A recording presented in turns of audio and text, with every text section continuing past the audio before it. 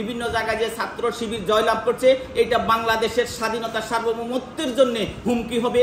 জি, এই অন্তর্বর্তী সরকার শপথ নেওয়ার গত এক বছরে তাদের কোনো সফলতা নেই, কিন্তু তাদের একটা মাত্র সফলতা আছে, তারা বাংলাদেশের মুক্তিযুদ্ধ এবং স্বাধীনতাকে তারা নানাভাবে বিতর্কিত করেছে। আপনারা জানেন অন্তর্বর্তী সরকার শপথ নেওয়ার পরেই তারা বলেছে এই দেশে জাতীয় সঙ্গীত পড়া যাবে না, এই দেশে জাতীয় পতাকা রাখা যাবে না, এই দেশে যে ৭২-এর সংবিধান সেটা পরিবর্তন করতে হবে।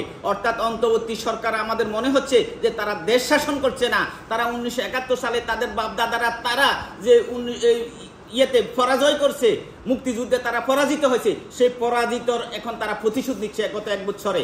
আপনারা জানেন যে বাংলাদেশে জামাত ইসলাম তারা ৭১ সালে বাংলাদেশের স্বাধীনতা চায় নাই, কিন্তু তারা এখন বাংলাদেশের শাসন করতে চায়। এটা তো একটা নির্লজ্জ বেহায়াপনা ছাড়া কিছু না, কারণ তারা তো দেশে চায় নাই, কিন্তু তারা এই দেশ শাসন করতে চায়। যে আমাদের যে শিবির, জামাত ইসলামের ছাত্র সংগঠন শিবির কিন্তু এখনো জাতীয় সঙ্গীত তারা পাঠ করে না, কিন্তু তারা বাংলাদেশের বিভিন্ন প্রতিষ্ঠানে এখন তারা বিপি নির্বাচিত হচ্ছে। এটা আমি মনে করি বাংলাদেশের রাজনীতির জন্য অশনি সংকেত, কারণ যেই জায়গায় তারা বাংলাদেশকে ধারণ করে না। আমরা মনে করেছিলাম জামাত ইসলাম সেটা স্বাধীনতা যুদ্ধে তারা পাকিস্তানের পক্ষে ছিল, এই দেশকে স্বাধীনতা চায় না, কিন্তু নতুন প্রজন্মের যে ছাত্র শিবির তারা তো বাংলাদেশের জন্মগ্রহণ করেছে, তারা তো বাংলাদেশের সেই মুক্তিযুদ্ধকে ধারণ করার কথা, স্বাধীনতাকে ধারণ করা, এই দেশের জাতীয় সঙ্গীত পাঠ করার কথা, কিন্তু তারা দেখতেছি এখন তারা নিজেরাও এই জাতীয় সঙ্গীত পাঠ করে না। তারা এই ছাত্র শিবিরও এখন নানাভাবে এই দেশের সেই স্বাধীনতা যুদ্ধকে, মুক্তিযুদ্ধকে কলঙ্কিত করার জন্য তারা নেমছে। তাই আমি মনে করি বিভিন্ন জায়গায় যে ছাত্র শিবির জয়লাভ করছে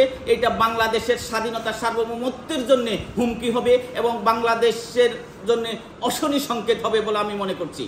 অন্তর্বর্তী সরকার এই যে সংস্কার খেলা করে, জনগণের জানমালের কোনো নিরাপত্তা দিতে পারতেছে না, প্রত্যেকটা জায়গায় মানুষ এখন ভীতিকর অবস্থায় বিরাজ করছে। সেই জায়গায় অন্তর্বর্তী সরকার আপনারা দেখেছেন ডাকসুর নির্বাচনে তারা কয় ঘন্টা পর, ১২ ঘন্টা পরে তারা রেজাল্ট ঘোষণা করেছে। তারপরে আপনারা জাহাঙ্গীরনগর নির্বাচন ২৪ ঘন্টা পরে তারা নির্বাচনী ফলাফল ঘোষণা করছে। অর্থাৎ ৮,০০০ ভোট যদি ২৪ ঘন্টায় তারা যদি ঘোষণা করতে না পারে ফলাফল, আর যেটা ৩০,০০০ ভোট সেটা যদি ১২ ঘন্টায় পরিচালনা করতে না পারে, তাহলে ১২,৮০,০০,০০০ ভোটারের ভোট কিভাবে তারা গণনা করবেন, তারা কিভাবে সুষ্ঠু নির্বাচন দিবেন? আমরা মনে করছি এই অন্তর্বর্তী সরকার এই দেশে সুষ্ঠু নির্বাচনও দিতে পারবে না, তারা সংস্কারও করতে পারবে না। তাই অন্তর্বর্তী সরকার এখন যত তাড়াতাড়ি বিদায় নিবে অন্তর্বর্তী সরকারের জন্য ততই ভালো হবে, কারণ এরা বলছে যে আওয়ামী লীগকে ছাড়া নির্বাচন করবে। আমরা প্রত্যেক সময় বলেছি আওয়ামী লীগের যারা অপরাধী তাদের বিচার করা হোক, তাদের আইনের আওতায় আনা হোক। তাদের অনেক আওয়ামী লীগের নেতা আছে যারা এই দেশ থেকে হাজার হাজার কোটি টাকা বিদেশে পাচার করা হয়েছে, কিন্তু অন্তর্বর্তী সরকার সেই পাচারকারীদের থেকে টাকা খেয়ে এখন তাদেরকে নিরাপত্তা দিয়েছে, অর্থাৎ কোনো টাকাই বিদেশ থেকে ফেরত আনে নাই। তাইলে এই অন্তর্বর্তী সরকার দিয়ে কখনো সুষ্ঠু নির্বাচন হবে না, আর আওয়ামী লীগকে বাদ দিয়ে এই বাংলাদেশে কোনো নির্বাচন হবে না, কারণ বাংলাদেশের এখনো ৬ কোটি মানুষ আওয়ামী লীগ করে।